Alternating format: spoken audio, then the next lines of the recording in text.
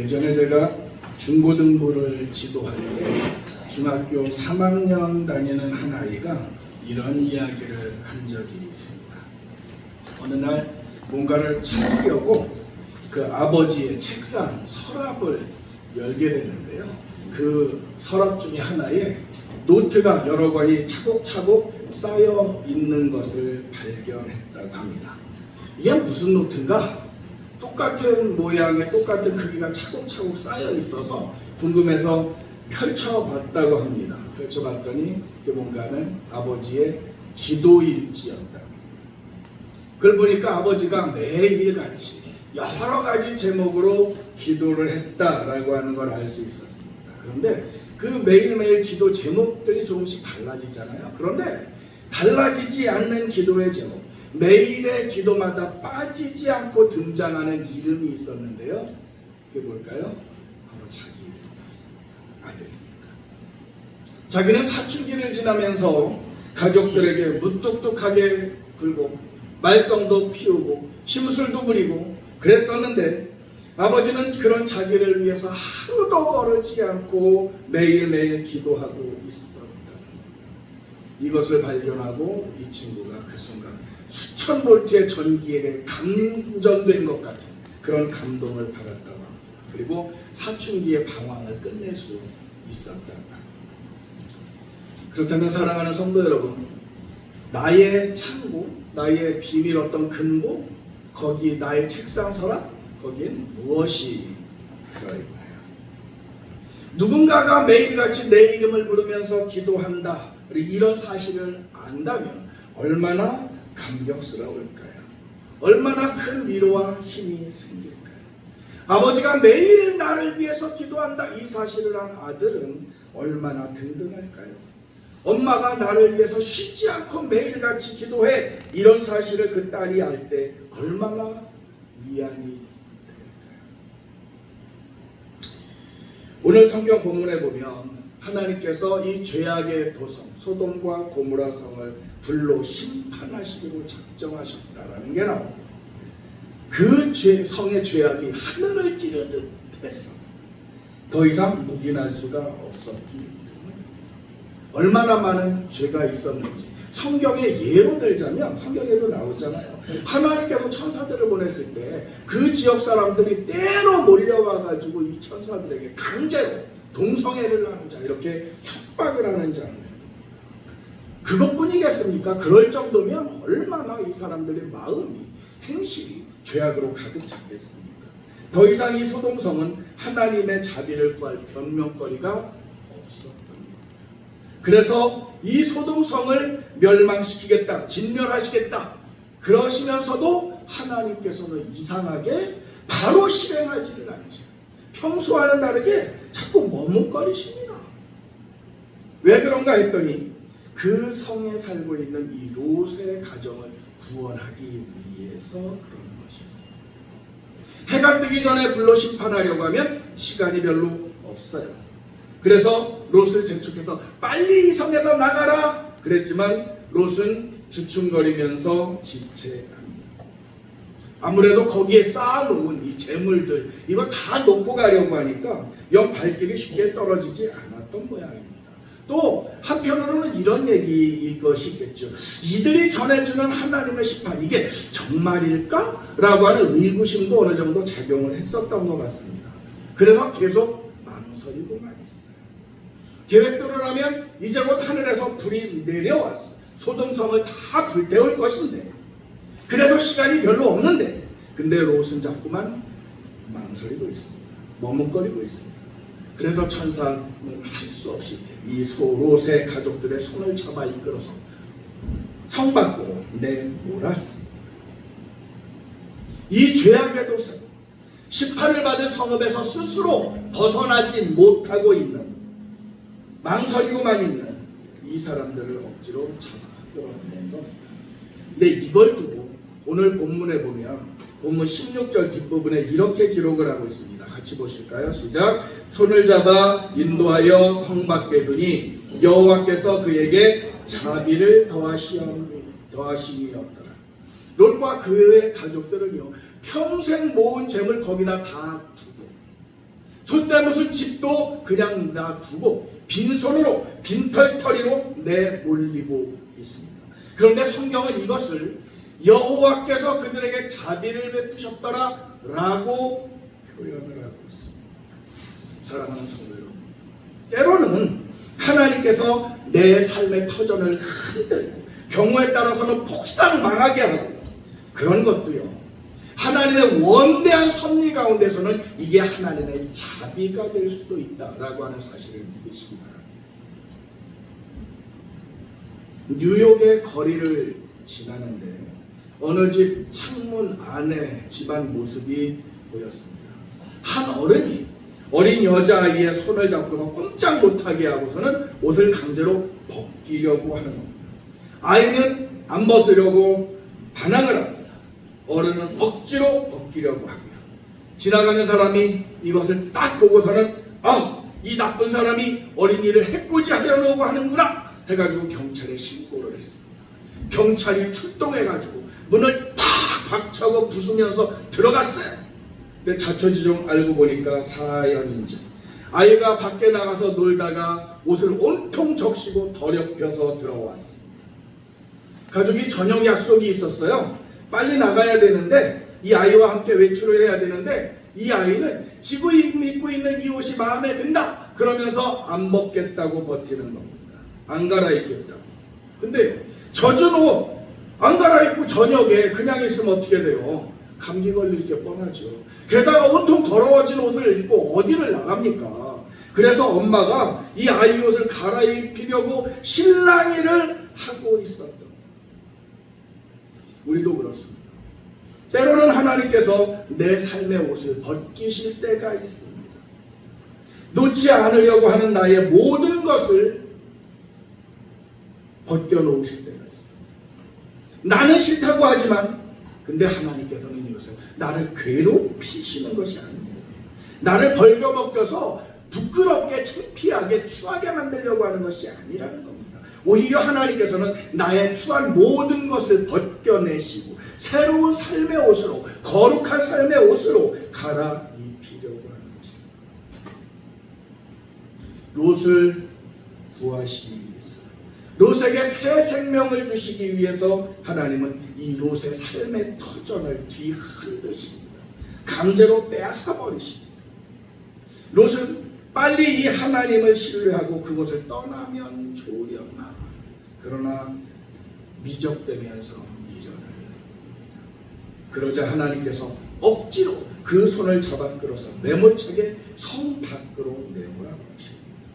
이것이 롯을 향한 하나님의 자비였습니다. 싫어한다고 그냥 놔두면 어떻게 될까요? 롯의 가족을 성 밖으로 몰아내신 하나님은요, 그들에게 멀리 산으로 도망해라. 불이 떨어져가지고 불바다가 될 테니까요.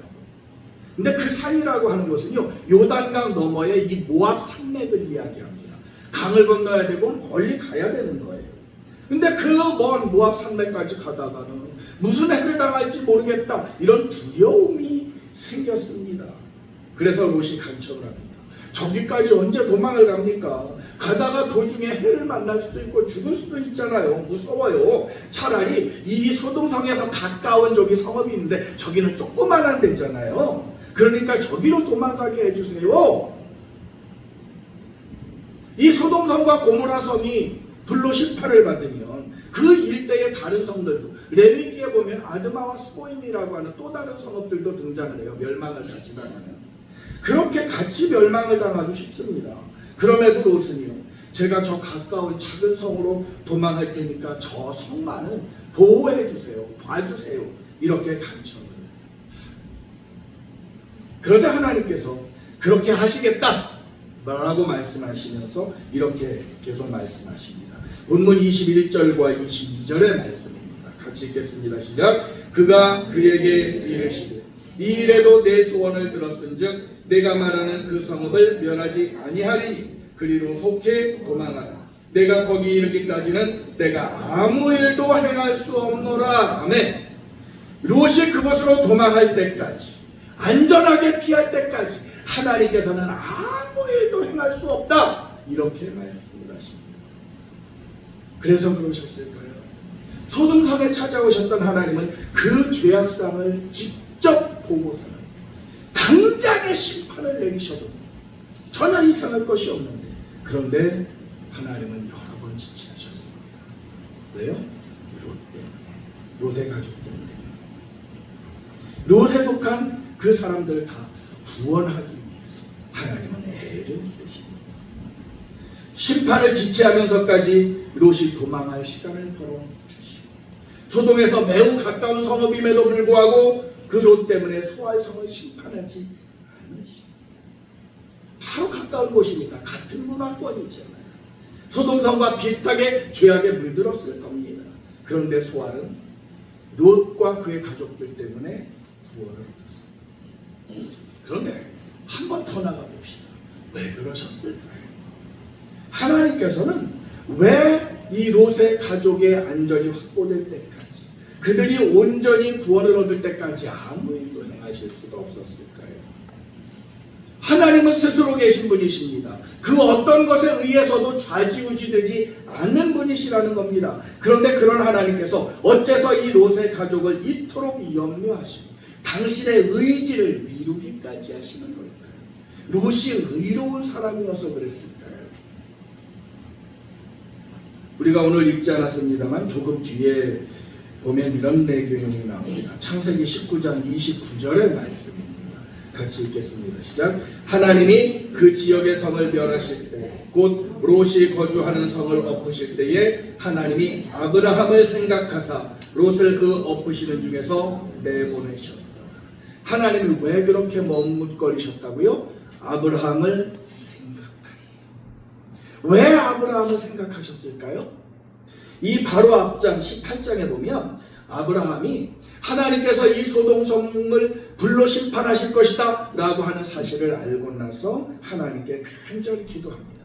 하나님, 그 소돔성에 의인이 있으면 그 의인도 이 악인들 때문에 같이 심판하시겠습니까?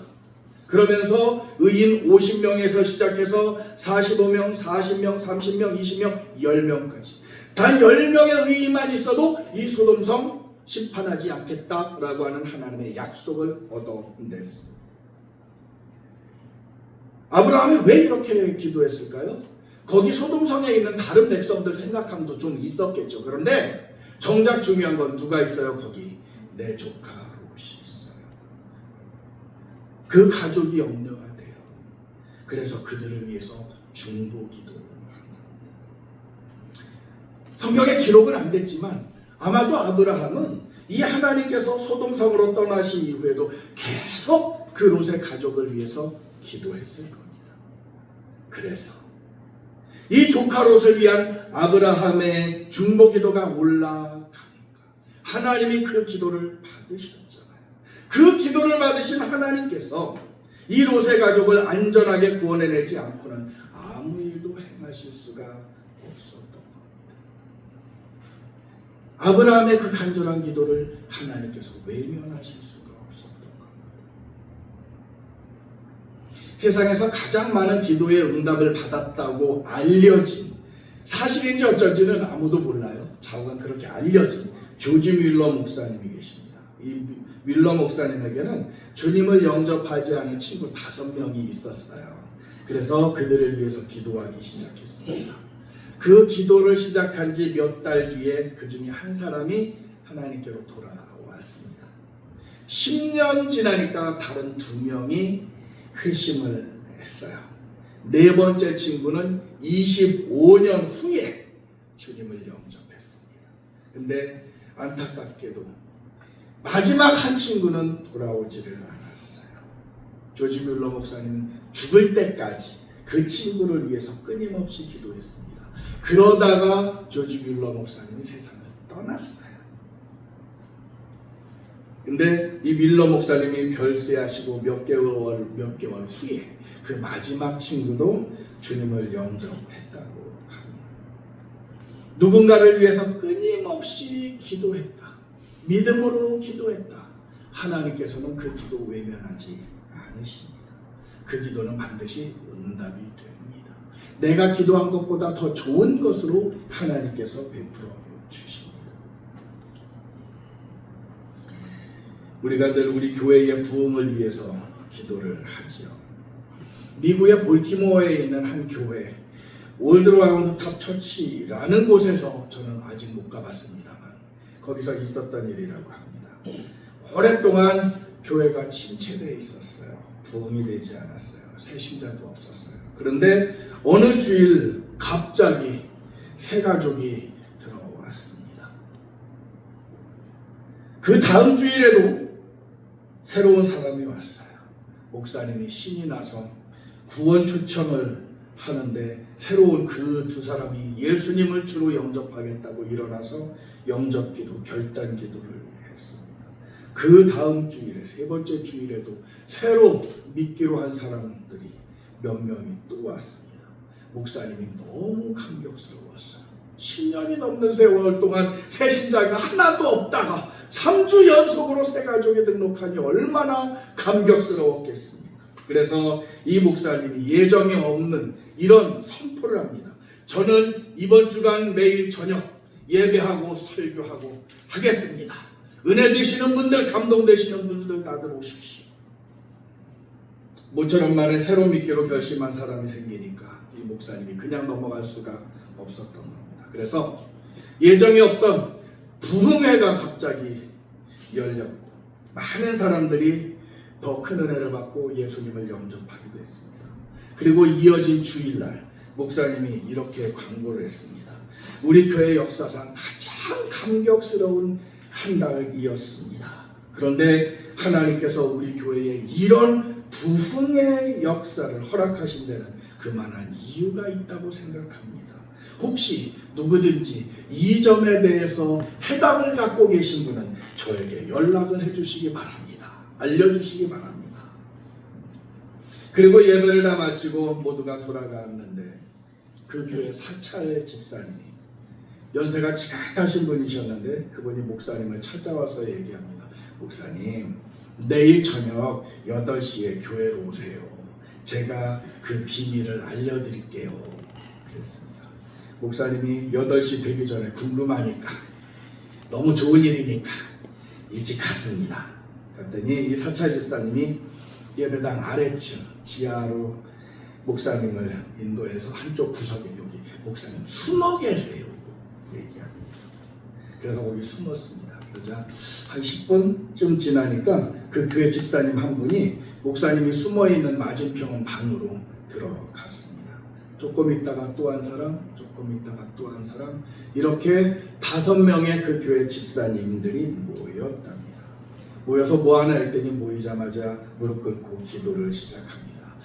한참 동안 합심해서 기도하더니 한 주간 동안 자기들이 전도하려고 기도하고 접촉했던 사람들 명단을 쫙 내놓고 이야기를 나누고 그 다음에는 그 한 사람 한 사람을 위해서 소리 높여서 그들이 구원을 받을 수 있도록 간절히 기도를 하는 것이었습니다.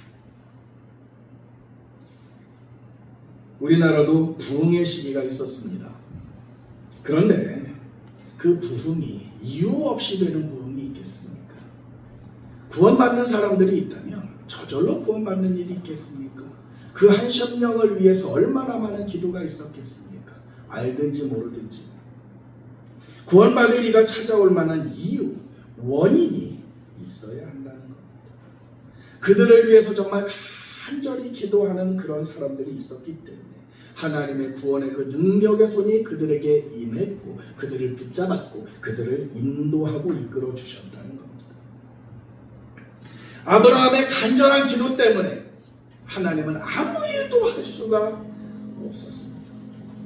그의 기도가 있기에 하나님은 이 소돔성의 죄악 때문에 진노하시는 가운데서도 롯의 가족에게 자비를 베푸실 수밖에 없었습니다.